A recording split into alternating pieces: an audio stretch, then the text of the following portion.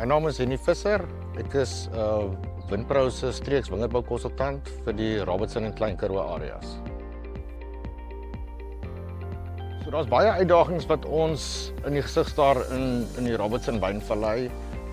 Van hulle word heidaglik aangespreek deur Advico in proewe soos die Chardonnay proef waaraan ons nou staan, en sommige van hulle sal in die toekoms ook nog aangespreek word in terme van prieelstelsels en besproeiing en so voort. So wat my opgewonde maak oor die hele Advico inisiatief is dat die proewe soos wat ons hier staan, wat 'n Chardonnay demo proef is wat op een van die Wetshof se plase staan.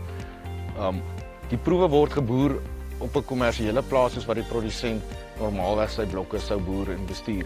So die inligting wat ons hier kry is baie relevant, baie toepaslik en is baie streeks georiënteerd.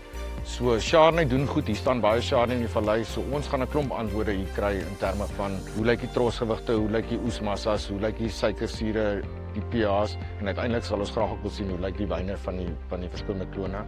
Maar die belangrikste vir my is dat dit op 'n kommersiële basis gedoen word, op 'n kommersiële plaas, en ons gaan baie beter insigte so kry omdat dit so gedoen word.